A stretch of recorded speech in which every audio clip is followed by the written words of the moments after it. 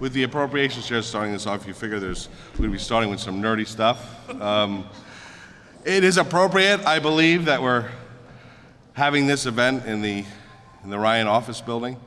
A speaker some of us have served with in the State House, who led during a period of really positive economic, fiscal, optimistic times, and it's good to stand here to be able to talk about some of that again.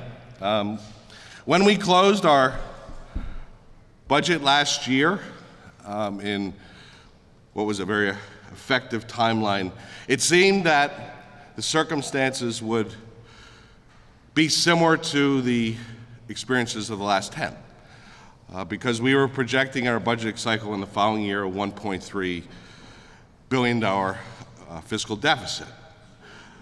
We were hopeful of some improvement because of the strong national economy, and we started to see it very shortly after the new year, starting in the new cycle in the first quarter, with some very strong performance in corporation taxes and sales taxes, which was very valuable because when the governor proposed his budget in February, we had realized a $400 million surplus, which was necessary to cover what was his supplemental spending, leaving us still in balance. Looking to March and April, and all the accountants always look to March and April as hopefully positive months, we're hoping for some positive activity, just reflecting on what was happening in the beginning of the year and also the national economy. And as it turns out, we've experienced some tremendously positive results. As of yesterday, we've realized and recognized a $125 million revenue surplus, and the fiscal position of this Commonwealth, based on our current year's position and projections into the budget year and to the planning year, 2020-2021, is the strongest it's been in 10 years. We are projecting fiscal balance this year with historic spending trends in the planned budget year and in the planning year, with conservative spending projections, with the possibility of significant deposits in the rainy day fund. Something we haven't seen, in any large degree since some of us served under Matt Ryan in the late 90s. No doubt, the strong national economy, strong state economy has had a positive effect on this in terms of economic activity and revenue trends, but we are confident that we've contributed to that. Responsible budgeting decisions is not only spending decisions, it's also revenue decisions. And it has been the position of the House and Senate Republicans who are with you today to maintain a competitive revenue position here in the Commonwealth, not taking on the proposals of Governor Wolf in regards to the revenue decisions that he's proposing over the last 4 years. And because of that, we believe that we are in a stronger place to take advantage of the strong economic activity that's happening nationally. But it's bigger than that.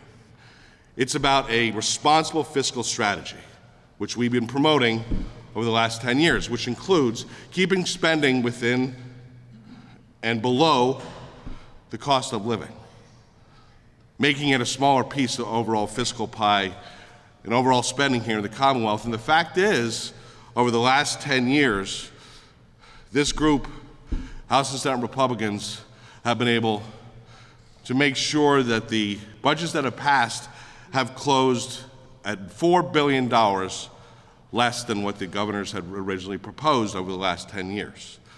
And it's also about responsible cash management, which was something of debate here in this building, but it's our position that if you have cash on the books that's unencumbered, you use those resources before you go into the marketplace in a stressed economy and trying to balance your budget with it. And those things, I believe, have contributed to the fiscal position we see today. The IFO has been putting out a projection of a cumulative deficit over the last 4 years. They started with a cumulative deficit in 2016 for a 5-year projection of $12 billion, which is bigger than the entire budget for operations here in Harrisburg. The projections we have now, based on rolling the current performance forward, is an improvement of $8 billion just over the last three years. And it is not just about positive revenue, it's about responsible spending decisions. Since the economic downturn, in the first several years of the economic downturn, our private sector partners are making tremendous sacrifices in order to maintain employment and maintain solvency.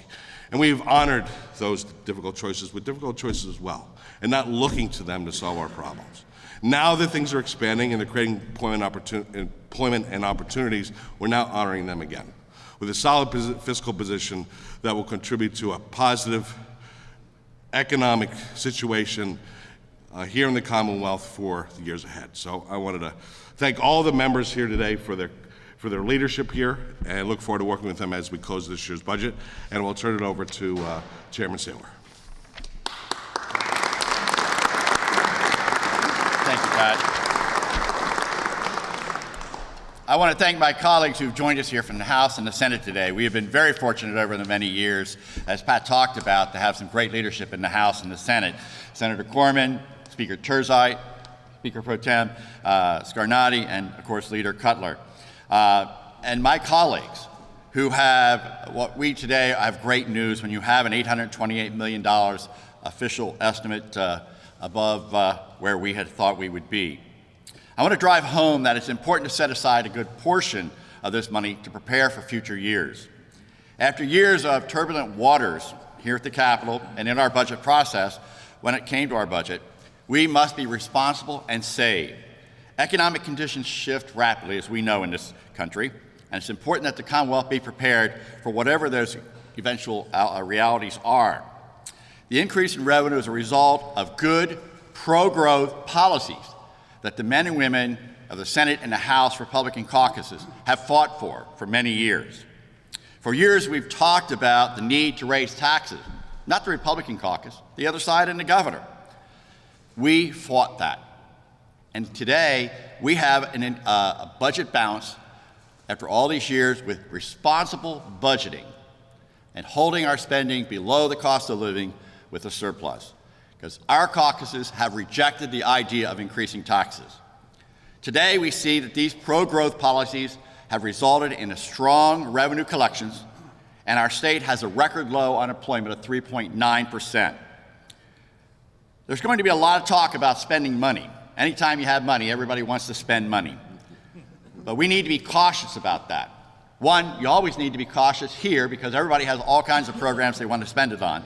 We have to make sure whatever policies the House and the Senate adopt have to be things that will encourage more job growth. Our focus will be in creating a budget this year that will have a decent surplus at the end of next fiscal year. The unexpected growth in revenue is not guaranteed to continue into the future, and we need to be fiscally prudent and save what we can now to make sure that this Commonwealth is in a picture where our young people and our families will have good, sustaining jobs that can support the families of Pennsylvania. Thank you very much, and I welcome to the podium a great majority leader of the state Senate, Jake Corman. Jake.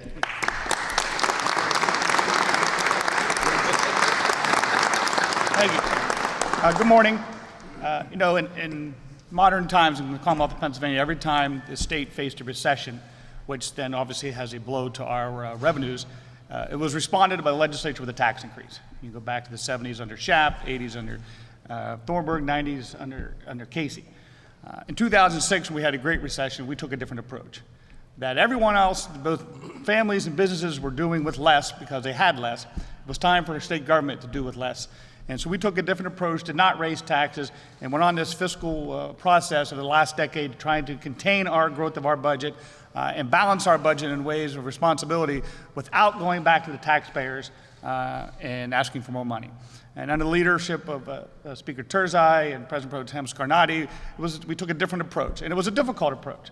But now we are benefiting from that because we didn't go back and make Pennsylvania a less competitive place to do business.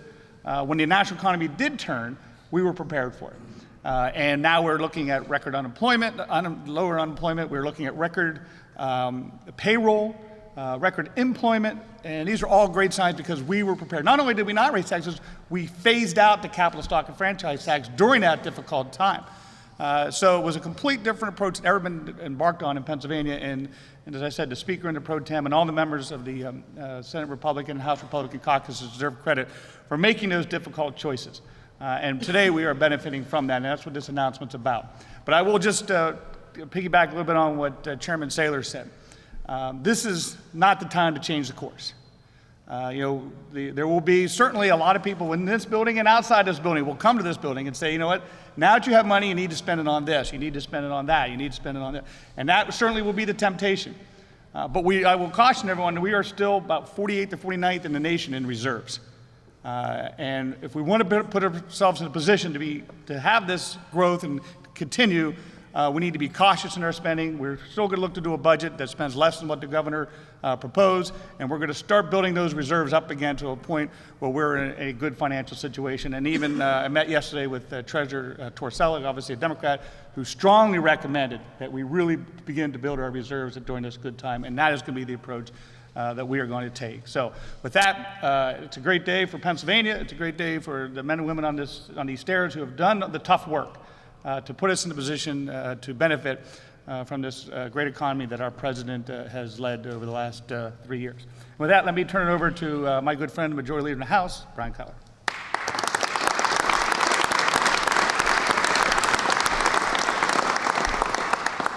Thank you again for being here. We'll wrap up because I think today's a great day for taxpayers as well. It's something that we have consistently done, both of our caucuses. We have stood up for taxpayers when it comes to the tough decisions related to the budget. There's rarely a meeting that goes by where we don't stop and we ask ourselves, what's the impact on families? What's the impact on employers? What's their goals? What's their potential? And what's the impact on their pocketbook? Our caucus has held the line on spending and opposed tax increases that were unnecessary for the sake of increased spending. We've shown that commitment through multiple budget cycles, and as has been articulated already, now is not the time to change course. The only reason we're able to stand here today is because of those decisions that have been made previously. Our commitment to oppose unfair and burdensome taxes on hardworking Pennsylvanians has proven to be the right decision.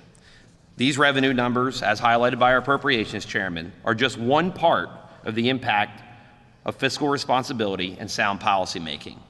That work continues this week, will continue this session, and has been continued since the start of the session.